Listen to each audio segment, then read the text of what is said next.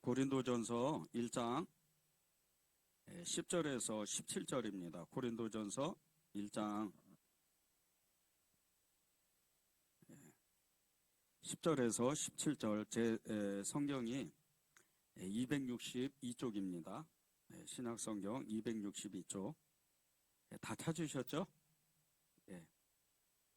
우리 같이 한 절씩 이렇게 교독하겠습니다. 형제들아, 내가 우리 주 예수 그리스도의 이름으로 너희를 권하노니 모두가 같은 말을 하고 너희 가운데 분쟁이 없이 같은 마음과 같은 뜻으로 온전히 합하라. 내 형제들아, 글로의 지편으로 너희에 대한 말이 내게 들리니 곧 너희 가운데 분쟁이 있다는 것이라.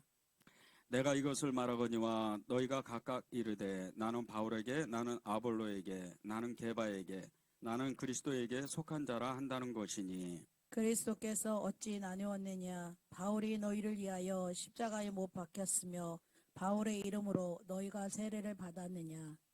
나는 그리스도와 가요 외에는 너희 중에 아무에게도 내가 세례를 베풀지 아니한 것을 감사하노니, 이는 아무도 나의 이름으로 세례를 받았다 말하지 못하게 하려 함이라.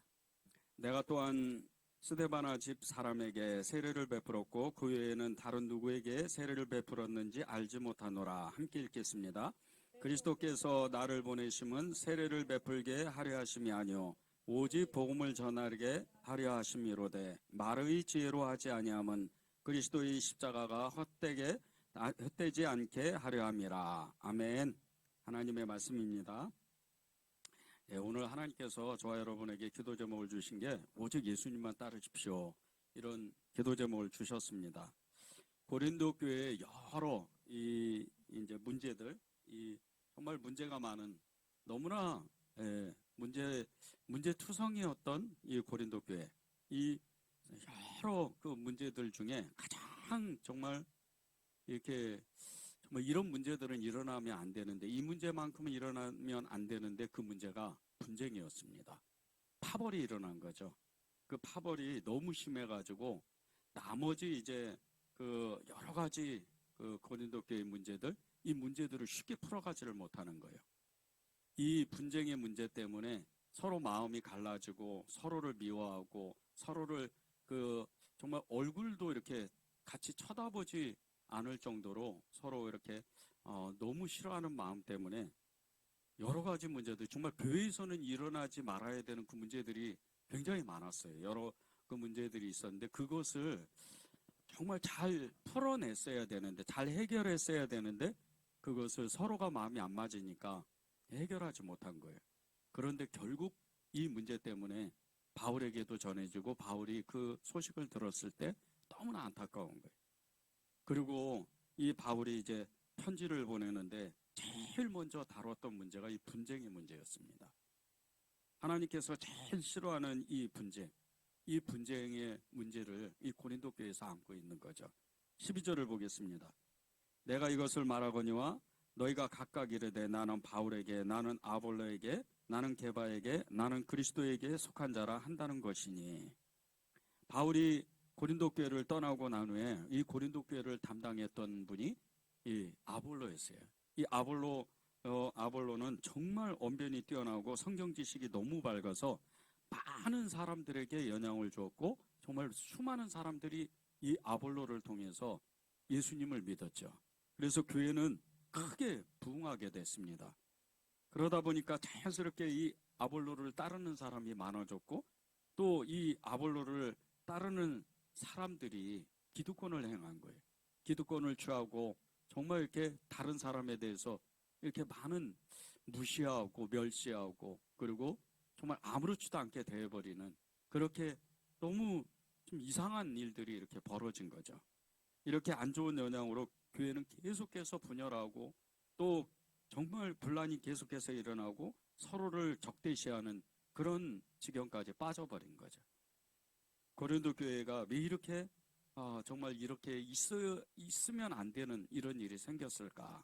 그것은 하나님보다는 자신이 좋아하는 사람에게 마음을 빼앗겼기 때문입니다. 하나님보다는 예수님을 믿는 그 사람들이 하나님보다는 예수님보다는 사람을 더 좋아하게 된 거죠. 12절을 제가 다시 한번 읽겠습니다. 나는 이것을 말하거니와 너희가 각각 이르되 나는 바울에게, 나는 아볼로에게, 나는 게바에게, 나는 그리스도에게 속한 자라 한다는 것이니.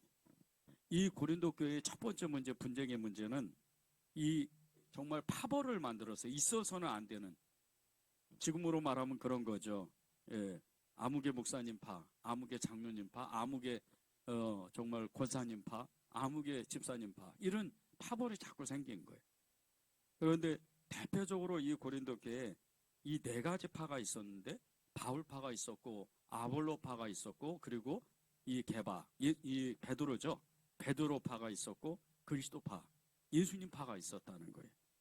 근데 이 네 가지의 분파로 이렇게 나눠졌는데, 이 분파들을 자세히 이렇게 살펴보면요, 정말 왜 이런 일이 있었을까 싶을 정도로 그런 일들이 일어난 겁니다.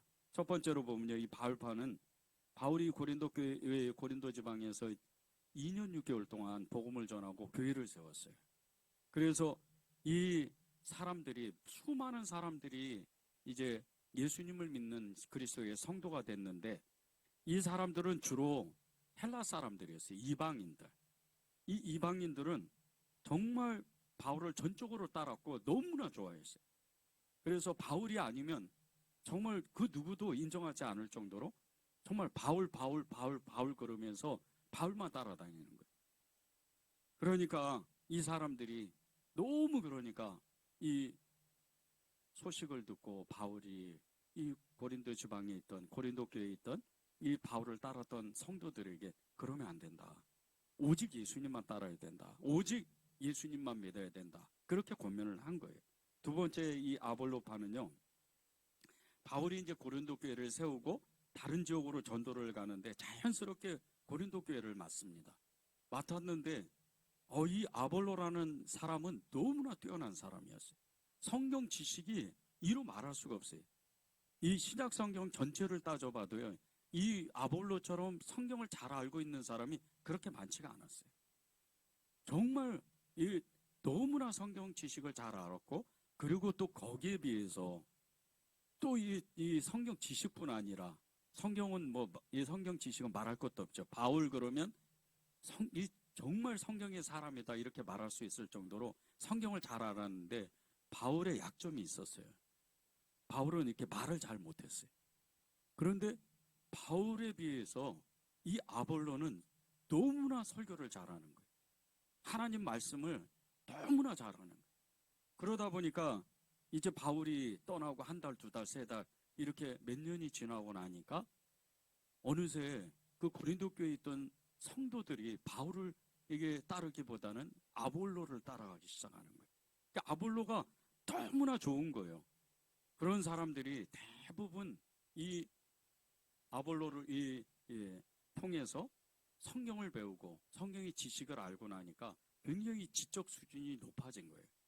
그래서 이 아볼로파들은 굉장히 이렇게 좀 거만한, 그리고 좀 이렇게 성경을 모르는 사람을 좀 무시하는 이런 성향이 많았어요.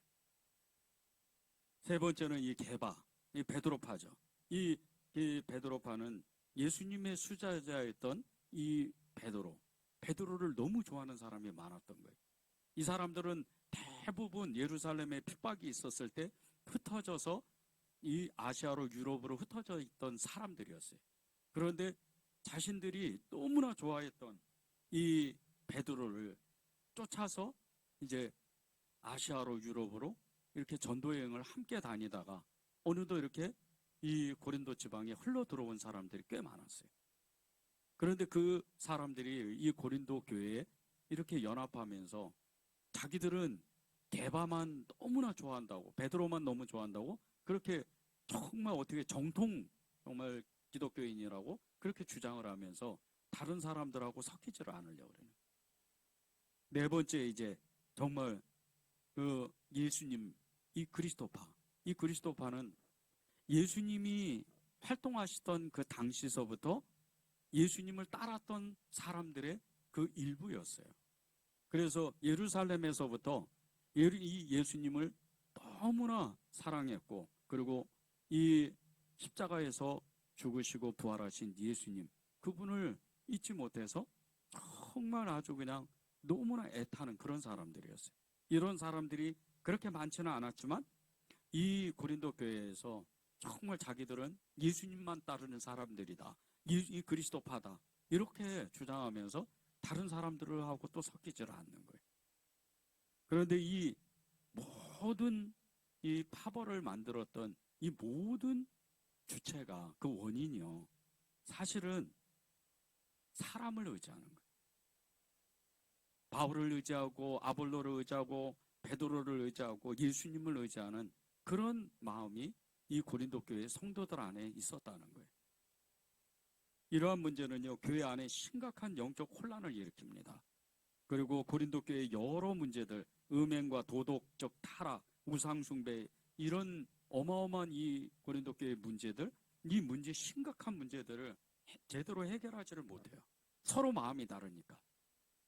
그래서 이 고린도 교회 안에 정말 입에 담을 수 없는 여러 이 음행의 이런 음란한 이런 문화들도 해결을 못하는 거예요.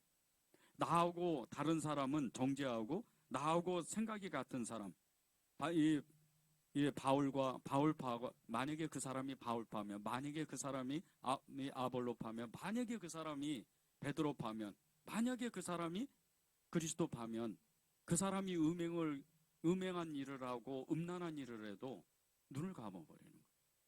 그리고 다른 사람을 쫓는 다른 파벌에 있는 사람들은 어마어마하게 심하게 이 정죄를 하는 거예요.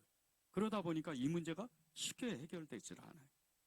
서로 갈라지고 서로 멀리하고 계속해서 분열이 일어나는 거예요. 그래서 이 사도 바울이 이 문제가 얼마나 심각한지 그것을 인지하고 그들에게 엄하게 책망합니다. 그게 13절이에요. 그리스도께서 어찌 나뉘었느냐? 바울이 너희를 위하여 십자가에 못 박혔으며 바울의 이름으로 너희가 세례를 받았느냐? 이 말씀은 예수님께서 어떻게 나눠져 있느냐? 어떻게 예수님이 팔이 다르고 몸이 다르고 다리가 다르고 머리가 다르고 그렇게 다 나뉘었냐는 거예요. 그리고 자기가 어떻게 이 세례를 베풀었는지도 그 뒤에 자세하게 13절부터 14절 계속 얘기하는 거예요. 자기가 이 고린도 지방에서 세례를 준 사람은 불과 10사람도 안 된다는 거예요. 왜 예수님이 나눠지냐는 거예요. 그런데 여기서 보면요, 그리스도께서 어찌 나뉘었느냐 이렇게 바울이 아주 강하게 이야기를 했는데, 이 나뉘다는 헬라어는요 메메리스타이라는 단어를 써요. 메메리스타이. 이 단어를 쓰는데 이것을 번역하면 그리스도께서 이미 나뉘어지셨고 지금도 회중 안에서 아예 갈라진다는 거예요. 나눠진다는 거예요. 그리스도의 몸이 다 나눠진다는 거예요. 그렇게 정말 나뉘는데 그런 너무 그 나뉘는 것을 강하게 아주 부정하면서 이 바울이 예수님이 그렇게 나뉠 뿐이 아니다. 예수님이 그렇게 찢어질 뿐이 아니다. 그것을 강하게 부정하면서 어떻게 예수님이 나뉘어질 수가 있느냐? 그리스도께서 어떻게 나뉘어질 수가 있느냐? 어떻게 바울파가 생기고 어떻게 아볼로파가 생기고 어떻게 게바파가 생기고 어떻게 예수님파가 생길 수가 있느냐? 이거를 아주 강하게 얘기하는 거예요.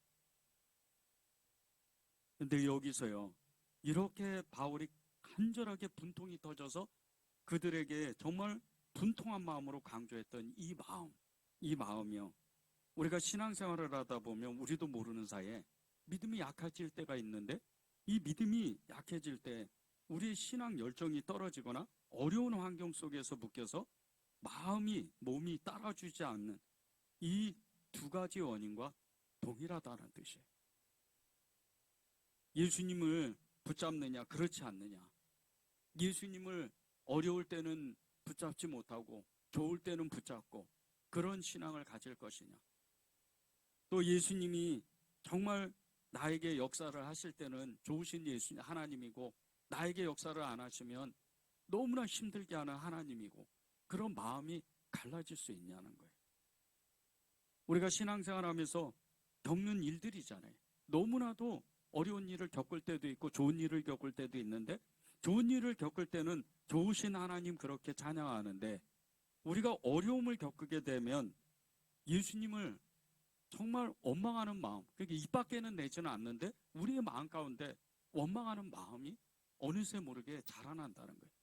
자리 잡고 있다는 거죠. 이 고린도 교회에 네 가지의 이 분파를 이루고 바울을 쫓고 아볼로를 쫓고 이 베드로를 쫓고 예수님을 쫓는 이 사람들이 그 마음은 딱 이와 같다는 거예요. 어떻게 예수님이 나눌 수가 있냐는 거예요. 어떻게 예수님이 메메리스타이처럼 그렇게 다 마음이 나눠질 수 있냐는 거죠. 우리의 마음이 나눠지면 안 되잖아요. 좋을 때나 슬플 때나 정말 안 좋은 일이 있을 때나 기쁜 일이 있을 때나 우리는 언제나 동일한 마음을 가지고 있어야 돼요. 그 마음을 가지고 주님을 따르고 주님을 정말 사랑해야 되는 그런 사람들이잖아요. 나뉘다, 메메리스타이, 이 마음은요, 우리 마음 가운데 정말 나뉠 수가 없습니다. 예수님은 우리의 마음을 떠난 적이 한 번도 없습니다. 하나님은 우리의 마음을 한 번도 떠난 적이 없습니다. 그렇게 고백해야 된다는 거예요. 이 고린도 교회의 성도들이요, 예수님을 따를 것인가 아니면 내 마음대로 살 것인가, 그 신앙의 기로에서 자기가 사랑하는 사람, 바울이면 바울, 그리고 아볼로면 아볼로, 이 베드로면 베드로, 그리고 예수님이면 예수님, 그렇게 한쪽으로만 치우쳐서 따라갔다는 거예요. 하나님을 그게 선택한다고 자기들이 믿었지만 사실 결과적으로는 교회가 완전히 분열될 정도로, 그리고 교회 안에 여러 가지 그 문제들, 사실 그 여러 가지 문제들, 그 음란한 그 음행의 이런 타락적인 생활과 그리고 도덕적인 어떤 타락, 우상숭배, 거짓말하는 거, 그리고 그리스도 안에 있는 성도들 간의 법적인 그 문제를 같이 놓고 보면서 자기 이익만 취하는 이런 문제들, 이런 모든 문제들을 하나도 해결하지 못해요.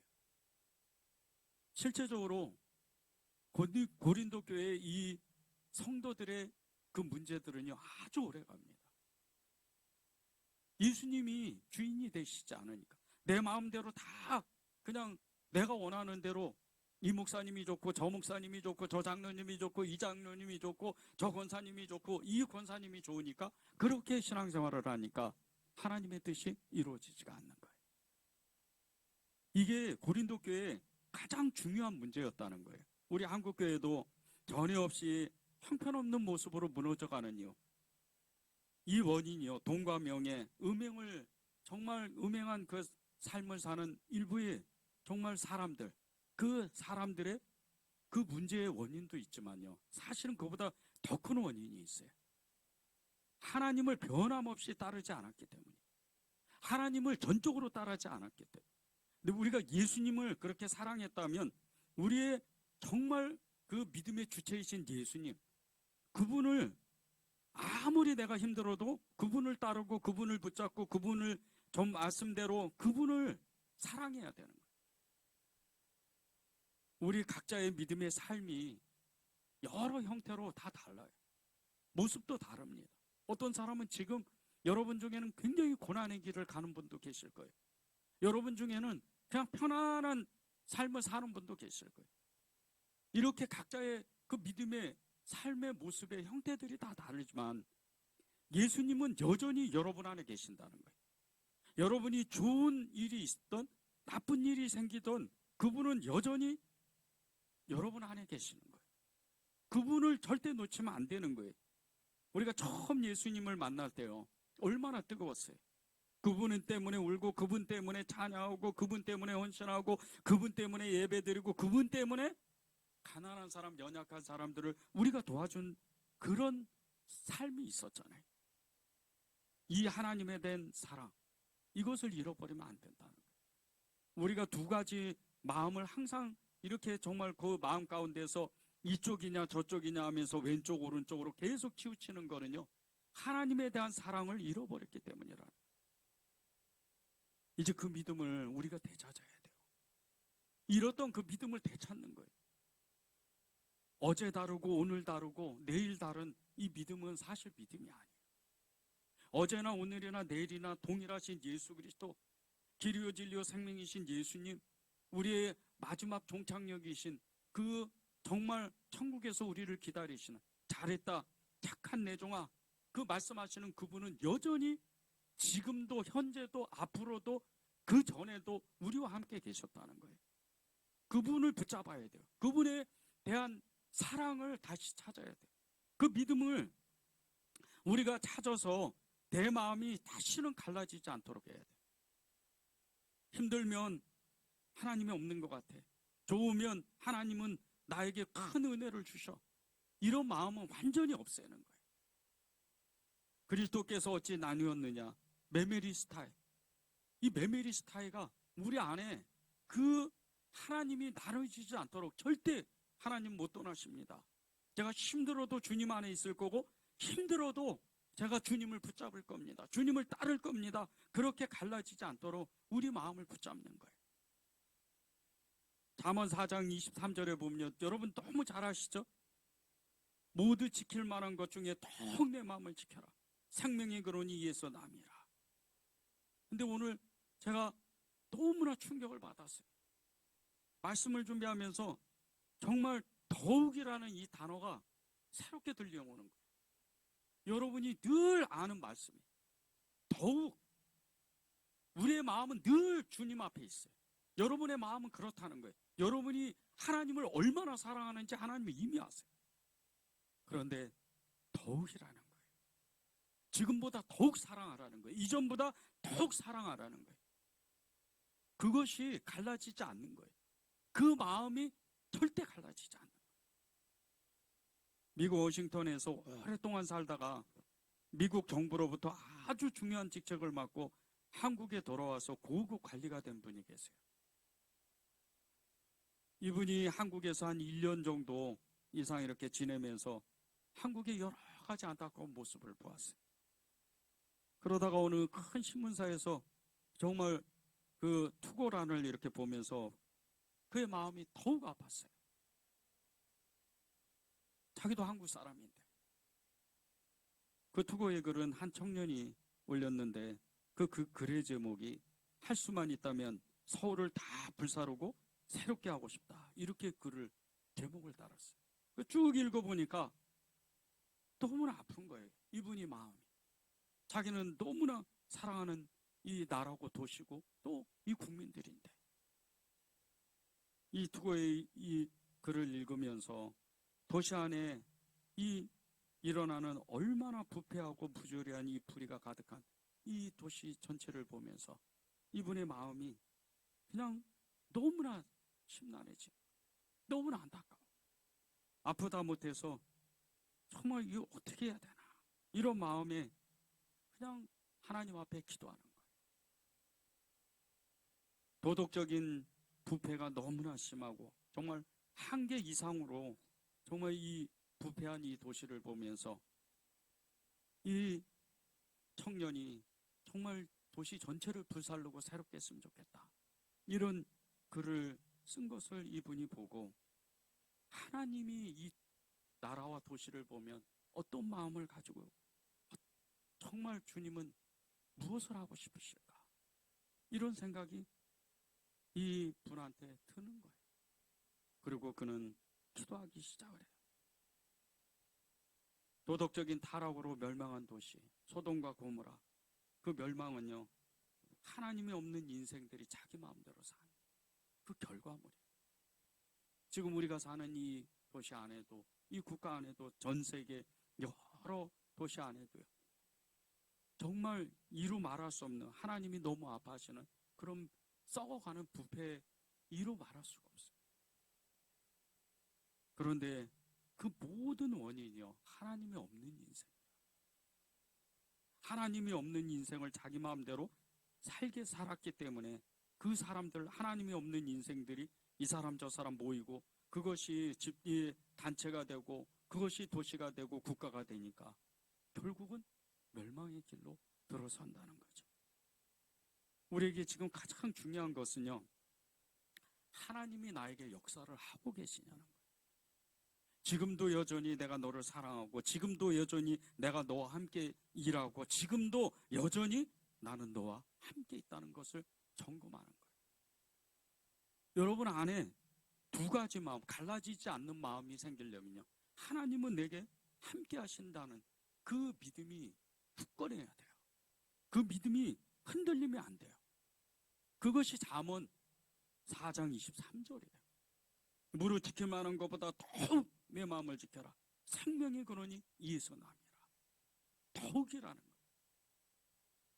어제 이제 믿음이 좋았다고 오늘 믿음이 좋은 게 아니잖아요. 내일 믿음이 좋은 게 아니에요.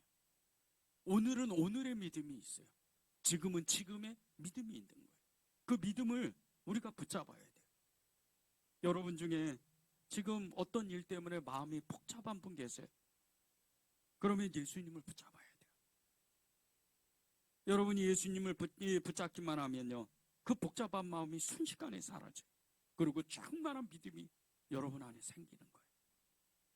여러분 중에 예수님보다 내가 의지하는 것이 더 큰 그런 마음이 있는 분이 계세요. 사람이건 환경이건. 그러면 다시 한번 예수님을 붙잡아야 돼요. 그러면 그 예수님이, 내가 다시 한번 예수님을 붙잡으면 다른 그 엄청난 힘을 가지고 있는 어떤 사람 환경이라도요, 아무렇지도 않은, 너무나 작아 보이는, 그렇게 작아 보일 수가 없어요. 예수님이 그 모든 것을 다스리시기 때문에. 13절에 보세요. 그리스도께서 어찌 나뉘었느냐. 그리스도께서 어찌 나뉘었느냐. 나뉠 수가 없다고 하는 거예요. 절대 나누면 안 된다는 거잖아요. 여러분 안에 계신 그 예수님, 그분을 향해서 여러분의 마음이 절대 나뉘면 안 돼요. 두 번째로 우리의 믿음이 약해지는 이유는요, 어려운 환경 속에 묶여있는 그 마음과 몸이 따라주지 않기 때문이에요. 일을 힘들게 하는 사람들, 그리고 환경에 어떻게 묶여있는 사람들, 이런 사람은요, 그 마음이 나뉠 수밖에 없어요. 너무 일이 힘드니까 예수님을 생각하고 예수님께 나와 기도하고 찬양하고 예배드린 일을조차도 의무감으로 나오는 거예요. 예배가 어떤 겁니까? 예배는요, 구원받은 우리가, 저와 여러분이 하나님을 높여드리고 찬양하고 그분이 살아계신다는 걸 감격해가지고 끊임없이 감격하면서 찬양하는 거예요. 그게 요한계시록이에요. 요한계시록에는 마지막에 보세요. 세세무궁토록 하나님을 찬양한다고 그러잖아요. 우리가 그런 존재들이에요. 예수님 앞에 나와서 기도를 하든 찬양을 하든 예배를 드리든 끊임없이 찬양하는 거예요. 너무 기뻐서 어쩔 줄 몰라 하는 거예요. 왜 예배 드리다가 눈물을 흘려요? 왜 찬양하다가 왜 눈물을 흘려요? 기도하다가 왜 눈물을 흘려요? 그 감격 때문에 그러는 거예요. 그분이 살아계신다는 걸 믿어지니까. 여러분의 마음이 정말 어려운 환경 속에 처하게 될 때, 여러분의 몸이 정말 그 어려운 환경 속에 묶여 있을 때 마음을 지키지 못하면 갈라져 버리는 거예요. 나뉘어 버리는 거예요. 메밀리스타의 이 나뉘다, 이것은요, 하나님이 우리에게 주시는, 정말 나뉘면 안 된다. 정말 그 마음을 무너뜨리면 안 돼. 네 마음을 꼭 지켜야 돼. 그렇다는 거예요. 13절에서 17절을 제가 읽겠습니다. 그리스도께서 어찌 나누었느냐. 바울이 너희를 위하여 십자가에 못 박혔으며 바울의 이름으로 너희가 세례를 받았느냐. 나는 그리스도와 가이오에는 너희 중 아무에게도 내가 세례를 베풀지 아니한 것을 감사하노니 이는 아무도 내 이름으로 세례를 받았다 말하지 못하게 하려 함이라. 내가 또한 스데바나 집사람에게 세례를 베풀었고 그 외에는 다른 누구에게 세례를 베풀었는지 알지 못하노라. 그리스도께서 나를 보내시면 세례를 베풀게 하려 하심이 아니요 오직 복음을 전하게 하려 하심이로되 말의 지혜로 하지 아니하면 그리스도의 십자가가 헛되지 않게 하려 함이라. 바울은 고린도 교회 성도들이 그 각자의 생각을 하고 있는 것을 정말 너무나 아파했어요. 그 각자의 생각을 정말 하나로 묻고 싶었던 거예요. 예수님의 그 마음을 갖기 위해서. 그런데 이 각자의 마음을 가졌던 이 사람들이 극심하게, 정말 극렬하게 교회를 분열시켜 버렸어요. 그래서 이 바울이 그리스도께서 어찌 나뉘었냐고 계속해서 강하게 이야기하는 거예요. 그리고 이 바울이 그것 때문에 내가 당신들을 위해서 십자가에 못 박히지 않았고 내 이름으로도 세례를 준 적이 없다고 아예 단언해 버리는 거예요. 그 많은 고린도 교회 성도들에게 혹시 내가 세례를 줬으면 나를 따를까 봐, 자기 자신을 따를까 봐, 나는 내가 세례 준 사람은 10사람도 안 된다고 얘기하는 거예요. 그리고 자기가 그 고린도 교회의 성도들 한 사람 한 사람을 만나는 건 자기는 예수님의 복음을 전하기 위해서 택하받은 사람이다. 그 이하도 그 이상도 아니었다는 거예요. 그걸 이야기하는 거예요. 그러니까 바울파니, 아보로파니, 그리고 베드로파니, 그리스도파라고 나누지 말라는 거예요. 오직 우리가 모이는 건 예수님 복음을 전하기 위해서 예수님께 택함 받은 그 예수님의 사람들, 그 사람들밖에 없다는 거예요. 여러분들이요, 정말 교회를 섬기고 그리고 신앙생활을 하면서 제일 중요한 거를 잊지 마셔야 돼요. 그것은 예수님입니다. 신앙생활하는 이유도 예수님이고요, 내가 살아가는 목적도 예수님이에요. 내가 누구를 사랑하고 교회를 섬기는 거, 교회에 봉사하는 그 모든 것도요, 예수님 때문에 하는 거예요. 다른 이유가 없어요. 오직 예수님인 거예요. 그분을 정말 사랑하고 그분을 따르는 거예요. 그런데 이 고린도 교회 사람들은요, 사람들의 눈치를 봤어요. 환경에 치우친 거죠. 환경에 넘어지는 거예요. 환경을 의지하는 거예요. 바울파가 많으면 그쪽으로 쏠리게 되고, 아볼로파가 많으면 그쪽으로 쏠리게 되고, 베드로파가 많으면 그쪽으로 쏠리고, 예수님파가 많으면 그쪽으로 쏠리는 거예요. 왔다 갔다 그냥 중심을 못 잡는 거예요. 여러분의 중심은 예수님이 돼야 돼요. 오직 예수님, 그분을 따르는 거예요. 환경에 의지하는 사람들은요, 결국은 예수님을 잊어버려요.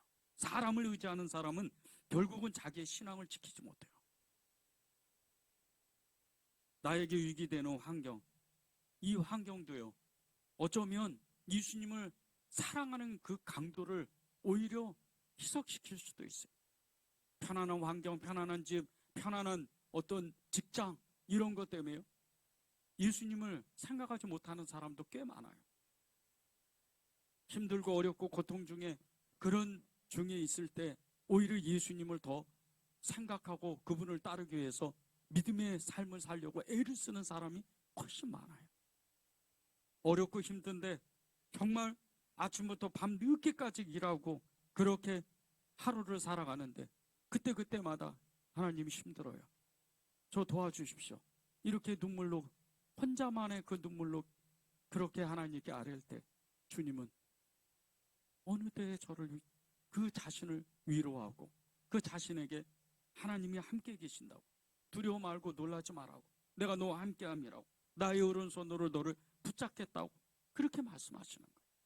이런 믿음 때문에, 이 예수님 때문에 우리가 믿음으로, 신앙으로 사는 거예요. 우리의 믿음이 시간이 흐르면요, 처음처럼 그렇게 뜨겁지 않을 때도 있어요. 온전하지 못할 때도 있습니다. 마음이 갈라질 때도 있어요. 너무 힘드니까, 너무 어려운 환경이니까. 그럼에도 불구하고요, 예수님을 의지하는 그 마음을 붙잡는 거예요. 주님 사랑합니다. 너무 힘들어요. 기도도 안 돼요. 어떨 때 쓰러지고 싶어요. 그런데 주님은 놓지 않고 싶어요. 욥이 그랬던 사람이잖아요. 욥의 인생은 한마디로 하면요, 고난이에요. 그냥 욥은 달리 말할 게 없어요. 그냥 고난의 사람이에요. 죽을 때까지 고난받은 사람이에요. 어쩌다가 말년에 회복이 됐죠. 그러나 그 평생에요, 고난이에요. 그런데 그 어마어마한 고난 가운데도 자기 입술로 하나님을 원망하지 않아요. 끝까지 예수님을 따라가요. 10절에 보면, 그 10절 끝에 보면요, 같은 마음과 같은 뜻으로 온전히 합하라는 말씀이 있어요. 갈라지고 정말 서로 분열하고 정말 분파를 만들고, 이 모든 이 고린도 교회 사람들 네 가지의 파벌로 서로 마음을 합하지 못했던 사람들에게 바울이 같은 마음과 같은 뜻으로 온전히 분쟁 없이 마음을 하나가 됐으면 좋겠다. 우리에게도 똑같이 말씀하시는 거예요. 주님은 세상에서 어려울 때, 힘들 때 너희가 정말 예수님을 향한 그 마음을 무너뜨리지 않았으면 좋겠다. 하나님께 합했으면 좋겠다. 같은 마음과 같은 뜻으로 예수님이 우리를 향해서 사랑하시는 것 같이 우리도 예수님을 사랑한다고 고백하고 그렇게 같은 마음을 갖는 것. 그것이 주님이 저와 여러분의 믿음을 지킬 수 있는 힘을 주신다는 거예요. 열왕기하 18장 19장에 보면요, 대제국 아수르, 당시에는 세계에서 가장 큰 나라죠. 이 대제국이었던 아수르 왕이었던 사네림이 예루살렘을 침략해요. 어마어마한 군대죠. 18만 8천 명에 고대 시대 수천 년 전에 18만 명, 18만 5천 명이라는 이 숫자는요, 지금으로 말하면 100만 명 가까이가 되는 거예요. 어마어마한 숫자예요. 생각해 보세요. 인구도 얼마 없는 그런 고대 시대에 이렇게 어마어마한 군대, 예루살렘을 무너뜨리기 위해서, 이스라엘을 무너뜨리기 위해서 정말 어마어마한 구름 인파를 몰고 그 서슬퍼런 살기를 가지고 오는 거예요. 이 어마어마한 그 살리의 전쟁을 일으키는 이 사내림의 그 위험 가운데, 그 살기 가운데요, 이스라엘 왕이었던, 유다의 왕이었던 히스기야는 아무 소리 안 해요. 너무나 무서운 환경이기 때문에 그 환경을 보면 그냥 눌리는 거예요. 이스라엘은 그날 망하는 거예요. 예루살렘은 그날 무너지는 거예요. 그것을 외면하고 그 모든 것을 가지고 히스기야 왕은 성전으로 올라와요. 하나님의 얼굴을 대면하는 거예요. 환경이 너무 무서우니까. 그리고 이 히스기야가 기도응답을 받은 건 하룻밤에 28만 5천 명이 하룻밤에 죽어요. 기적과 같은 일을 만나는 거예요. 이런 기적이 지금 이 시대에 어떻게 일어나겠어요? 일어날 수가 없는 일. 한 사람이 살아나거나 한 사람이 죽거나 이런 하나님의 역사는 성경에도 우리가 늘 읽어봤기 때문에 알잖아요. 18만 5천 명이 하룻밤 사이에 다 죽는다? 이거 하나님만이 하실 수밖에 없는 일이에요. 그런데 이 히스기야가 이렇게 응답받은 건요, 오직 하나님만이에요. 자기를 살리고 이 나라, 이 민족, 이 유대의 민족을 살릴 수 있는 건 오직 하나님밖에 없다는 거예요. 그걸 진짜로 믿었어요. 그리고 그 오직 하나님을 의지했던 거예요. 환경을 의지하지 않고 사람을 의지하지 않았어요. 우리가 환경을 의지하는 순간이요, 하나님은 우리에게 힘을 쓸 수가 없었어요. 우리가 환경을 의지하거나 사람을 의지하게 되면 하나님이 우리에게 일하실 수가 없어요. 왜? 하나님이 아니더라도 그 문제를, 그 우리가 마음에 소원하는 것들을 이룰 수가 있는 환경이 열리기 때문에, 힘이 생기기 때문에. 그때는 주님이 일을 할 수가 없었어요. 예수님을 믿고 정말 성공했던 이런 사람들이요, 제일 위험한 순간이 어느 때인 줄 아십니까? 처음에는 몰라요. 모든 걸 이루고 나서요. 모든 걸 이루고 나면 그때가 믿음을 지키기가 가장 어려울 때예요. 이때 예수님이, 내가 평생토록 예수님을 따르고 그분을 붙잡지 않으면, 내 갈라진 마음을 내가 하나님 앞에 드리지 않으면요, 그때 가서 주님을 잃어버릴 수도 있다는 거예요. 그때 가서 내가 그동안 평생토록 쌓아놨던 그 믿음을 내가 잃어버릴 수도 있다는 거예요. 절대 환경 의지하지 마십시오. 사람 절대 의지하면 안 돼요. 이건 하나님께 축복받는 길에 걸림돌이에요. 사람을 절대 의지하면 안 됩니다. 세계 2차 대전 중에 남태평양의 한 섬에서 일본군과 미군이 정말 치열한 전투를 벌였어요. 그런데 미군 한 사람이요, 그만 전쟁을 하다가 어찌어찌 하다가 그 미군 본대에 떨어져 버리고 말았어요. 그 혼자가 돼버린 거예요. 너무 무서워가지고 정말 그 본대를 찾아가려고 그랬는데 하필이면 또 일본군 그 본진이 자기 앞에 딱 버티고 있는 거예요. 그래서 죽기 살기로 도망쳐서 목숨을 걸고 도망쳐서 간신히 어느 동굴에 들어가요. 그리고 그곳에서 정말 절박한 심정으로 기도합니다. 하나님, 지금 일본 이 수색대가 저를 정말 죽이려고 찾아옵니다. 그런데 저는 정말 어떻게 할지를 모르겠어요. 빨리 이 본대가 찾아와서 저를 구출하는 그 일을 해달라고 그렇게 하나님 앞에 기도를 해요. 그리고 기도를 마쳤는데 그 앞에, 그 미군 앞에 한 거미가 이렇게 나타나는 거예요. 그리고 그 동굴에 거무줄을 치기 시작을 하는 거예요. 그러더니 거미들이 한 마리가 두 마리가 계속 오는 거예요. 그리고 좀 있으니까 이 동굴 안에 거미줄이 계속 쳐지는 거예요. 너무 실망했어요. 이 미군이 또 하나님께 전망 하소연 같은 원망 어린 그런 기도를 해요. 아니, 이런 미군 군대를 보내달라 그러니까 이 거미들은 뭡니까? 저는 죽게 생겼습니다. 너무하십니다. 그렇게 기도를 해요. 그리고 얼마 안 있다가 그 일본군 수색대가 이 동굴 앞에 도착을 했는데 하필이면 또 그 동굴 앞에 거미줄이 어마어마하게 젖어 있는 거예요. 그래서 그 선대에 섰던 일본군 장교가 동굴 입구를 보고 잔뜩 쳐진 그 거미줄을 보고 그 부하들에게 이렇게 이야기를 해요. 이곳에는 최근에는 사람들이 들어간 적이 없는 것 같아. 우리 딴 동굴 가보자. 딴 동굴에 가서 뒤져보자. 그리고 떠나버렸다는 거예요.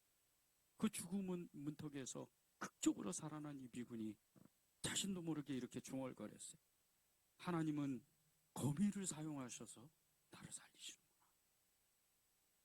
하나님만 전적으로 의지했던 이 미군이 죽음의 순간에, 절체절명의 그 순간에 하나님을 의지하니까 하다못해 거미를 사용해서라도 이 사람을 살려내. 우리가 빠져날 구멍이 없을 때 사방에 막힌 담이 있고 위를 쳐다보자 그러잖아요. 거기 하나님이 계시니까. 그런데 그것을 우리의 귀로 들으면요, 뒷귀로 듣고 끝나면 그건 믿음이 안 생겨요. 실제라는 거예요. 주님은 살아계셔서 우리와 함께 계시고 우리 안에 계시고 우리의 마음을 지키라고 그러세요. 그런데 그분이 진짜 믿음을 가지라는 것은 우리가 성경을 읽거나 이 말씀 가운데에서, 예배 가운데에서 우리가 말씀을 들었을 때, 그리고 믿음의 형제들을 통해서 말씀을 나누고 서로 말씀을 전해줄 때 이 말씀을 절대 놓치면 안 돼요. 그 말씀을 붙잡는 거예요. 그 말씀 속에 나를 살리는 믿음이 있고 나를 살리는 말씀이 있다는 거예요. 그 말씀을 붙잡는 사람만이 믿음으로 살아갈 수가 있다는 거예요. 사방에는 다 막혀 있는데 위는 하나님이, 뚫려 있는 그 위는 하나님이 계신다. 그분은 내가 부를 때마다 그분의 손을 나에게 내미셔서 내 삶에서 하나님이 이끄시고 역사하시고 하나님의 기적을 나타내신다. 18만 5천 명이 아수르 군대도 오늘 이 순간에 주님의 손으로 다 죽을 수도 있다. 그렇게 기적과 같은 일을 만들고 이렇게 정말 설화와 같은, 동화와 같은 이런 일들, 이런 전쟁 가운데 그 거미줄을 치우고 들어와서 총을 쏘면 되는 거잖아요. 그런데 기적과 같이 이 미군이 살아나는 것, 하나님의 역사라는 거예요. 우리의 마음을 지키는 이유가 그거예요. 예수님밖에 없다. 오직 예수님, 오직 믿음, 오직 성경, 오직 말씀, 이것은 다른 게 아니에요. 진짜 그렇다는 거예요. 복음주의 설교자 존 파이퍼 목사님은요, 하나님은 그분을 의지하는 약한 자와 순전한 마음을 가진 자의 하나님이 되기를 좋아하신다 그랬어요. 하나님만 의지하는 그 순전한 마음, 하나님만 따르기로, 정말 의지하기로 정말 결단하는 그런 사람을 하나님이 좋아하신다. 우리가 다 그런 사람들이잖아요. 여러분들 한 사람 한 사람이 다 그런 사람들이에요. 10절을 다시 보십시오. 같은 마음과 같은 뜻으로 온전히 마음을 합하라는 거예요. 온전히 같은 마음과 같은, 예수님이 우리를 사랑하는 것 같이 우리도 예수님을 사랑하고 그분을 죽기를 각오하고 따라가는 거예요. 처음에는 아무것도 이루어지는 것 같지 않아요. 그런데 하루가 가고 1년이 가고 수년이 흘러나고 우리 인생의 전체를 다 끝냈을 때 보면요, 어느 것 하나, 어느 자리 하나 예수님이 함께 하시지 않는 자리가 없었고 장소가 없었고 시간이, 모든 시간 가운데 예수님은 우리와 함께 계신 거예요. 그것이 저와 여러분을 사랑하시는 주님의 마음이라는 거예요. 오직 예수님만 따르십시오. 이것은요, 여러분이, 저도 그래요. 진짜 주님을 따라. 저는 요즘에 계속 제 주변에 있는 분들에게 주님이 이 같은 일을 하셨습니다, 이런 일을 하셨어요, 계속 고백해요. 자랑하는 게 아니에요. 실제적이라는 거예요. 저는 지난 5년 동안, 아니 25년 동안 기도하면서요, 예수님 앞에 돌아와서 너무나 힘든 시간들을 겪었어요. 어려운 일도 있고 정말 사람한테 실망해 보기도 하고 환경이 어렵고 정말 여러 가지 일들을 겪었어요. 그런데 때가 되니까 하나하나 여시는 거예요. 이 전체적인 이유는요, 다른 게 없어요. 저는 예수님, 그분이 저를 사랑한다는 걸 진짜로 믿었어요. 그리고 그분을 따르기로 결단했어요. 무슨 목숨을 걸고 따르는 게 아니에요. 어떨 때는 목숨을 걸지만 어떨 때는 힘에 지나서 넘어질 때도 많아요. 너무 힘드니까 기도 못할 때도 있어요. 마음이 어려울 때도 있어요. 그러나 제 마음의 중심은 늘 그분을 사랑한다는 거예요. 그것이 오늘에 이르러서 앞으로도 계속 주님은 저와 함께 하신다는 증거입니다. 여러분이 같은 마음과 같은 뜻으로 온전히 합하라. 그분과 연합하십시오. 그러면 그분은 여러분과 함께 하시는 거예요. 우리 찬양하고 기도하겠습니다.